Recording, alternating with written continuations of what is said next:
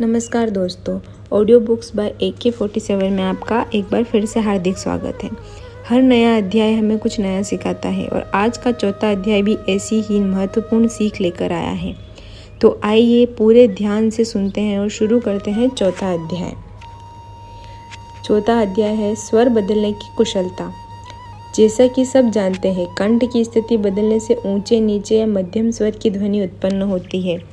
भाषण के दौरान न केवल इसका उपयोग एक जैसे उच्चारण के लिए बल्कि चिल्लाहट, एकाक्षर जैसे भाव शब्द और एक ही स्वर में बोले जाने वाले वाक्यों के लिए भी किया जाता है। महत्वपूर्ण है कि इस अंतर को समझा जाए। एक दक्ष वक्ता न केवल लगातार उपयोग में आने वाले शब्दांश, विभक्ति द्वारा कुशलता, बल्कि भाषण के अलग शब्द और शब्दों के समूह को विभिन्न स्वर से अलंकृत करता है। हम इस अध्याय में इसी विषय के विशेष चरणों पर ध्यान दे रहे हैं। विचार में बदलाव के साथ स्वर में भी बदलाव की आवश्यकता होती है, चाहे वक्ता इस सिद्धांत का होशो हवास में, अनजाने में या अवचेतना में स्थिति में प्रयोग करे, लेकिन यह वह शुद्ध आधार है जिसके माध्यम से स्वर में बदलाव पैदा होता है। इसके बावजूद आमतौर पर वक्ता इस नियम का उल्लंघन करते हैं। एक अपराधी राष्ट्र के कानून की अवहेलना करते हुए भी दंड से बच सकता है, लेकिन भाषण के नियमों की अवहेलना करने वाले वक्ता को कम प्रभावशाली होने के नाते यह दंड भुगतना ही पड़ता है। ऐसे वक्ता में बेगुनाह दर्शकों को भाषण में एक रूपता के दंश को झेलना पड़ता है।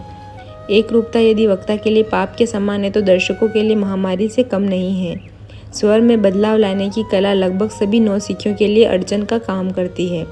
यहाँ तक कि बहुत से निपुण वक्ताओं के लिए भी यह तब ज़्यादा प्रखर हो जाती है जब भाषण को कंठस्थ याद किया जाता है। यदि आप स्वर की एक रूपता के प्रभाव को समझना चाहते हैं तो पियानो के एक ही प्रकार के स्वर को बार बार बजाते रहें। निसंदेह आपको बोरियत का आभास होने लगेगा। स्वाभाविक रूप से बोलने की क्रिया में स्वर के निचले स्तर से लेकर ऊपरी स्तर तक कई आयाम होंगे। इन स्वरों का स्वाभाविक ज्ञान होने के बावजूद किसी को कोई हक नहीं है कि दर्शकों में एक रूप स्वर और शैली के उभाऊ भावना पैदा करने का मौका प्रदान करें।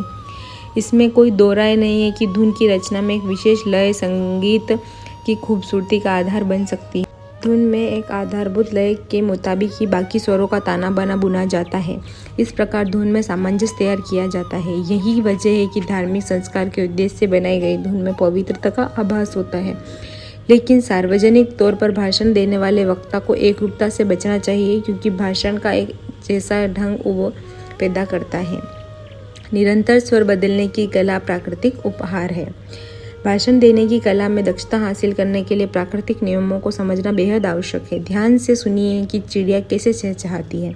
किस चिड़िया के कंठ से सबसे कर्णप्रिय स्वर निकलता है। कुछ चिड़िया बेहद सुरीली होती है, लेकिन स्वर में उतार चढ़ाव न के बराबर होता है, जबकि कैनेरी, लार्क, बुलबुल जैसी चिड़ियों के स्वर में न केवल उतार चढ़ाव की असीम प्रतिभा है, बल्कि स्वरों की बंदिश बनाने का भी गुण होता है। यहाँ तक कि चिड़िया के बेरोक टोक मधुर चहचहाट पागलपन की हद तक मधुर प्रतीत होती है। छोटा बच्चा अचानक एक ही स्वर में बोलना शुरू करता है, लेकिन धीरे धीरे स्वर बदलने लगता है। अपने घर के आसपास रहने वाले छोटे बच्चों के स्वरों में होने वाले इस निरंतर बदलाव पर गौर से ध्यान दीजिए। खास बात है कि युवाओं की लापरवाही बातचीत को ध्यान से सुनते वक्त स्वरों के कई बदलाव महसूस किए जा सकते हैं। कल्पना कीजिए कि कोई व्यक्ति निम्नलिखित पंक्ति को बोल रहा है, लेकिन उम्मीद के मुताबिक प्रभाव पैदा नहीं हो पा रहा है। याद रखिए, यहाँ हम एक शब्द से संबंधित विभक्ति की चर्चा नहीं कर रहे हैं। हम उस सामान्य स्वर की चर्चा कर रहे हैं जिसमें मुहावरे पढ़े जाते हैं। ऊंचे स्वर में, मैं अपनी छुट्टियों में मौज मस्ती के लिए कल निकलना पसंद करूँगा। धीमा स्वर, लेकिन अभी मुझे बहुत सारी तैयारी करनी है। ऊंचा स्वर, मैं अभी भी यह सोचता हूँ कि मेरे पास काफ़ी समय बचा है, तो मेरी जाने की तैयारी कभी पूरी नहीं हो सकती। इस वाक्य को पहले अंकित किए गए स्वरों के मुताबिक दोहराएं, फिर साधारण वक्ता की तरह स्वर के उतार चढ़ाव के बिना बोले, फिर दोनों ढंग से बोले गए वाक्यों के परिणाम का आकलन करें।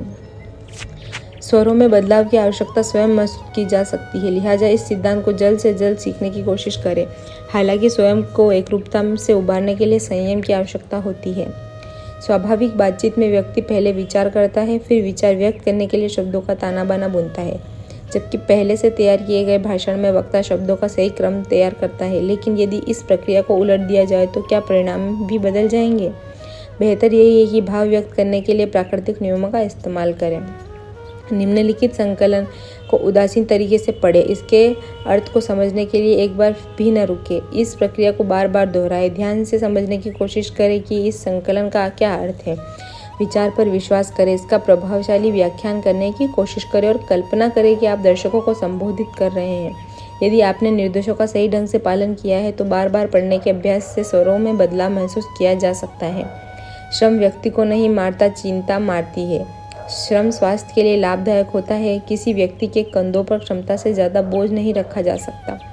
चिंता धार को नष्ट करने वाले जंग के समान होती है। यंत्र क्रांति से नहीं, घर्षण से नष्ट होते हैं। स्वर में बदलाव से बल पैदा होता है।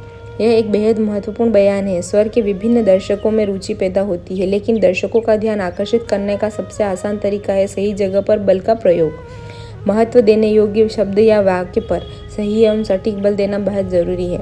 एक महान विरोधाभास सदा ध्यान आकर्षित करता है। शिकागो के शोर शराबे वाले इलाके के मुकाबले सहारा के शांत इलाके में तोप की गूंज ज़्यादा भीषण प्रतीत होती है। इसे विरोधाभास का सटीक उदाहरण माना जाता है।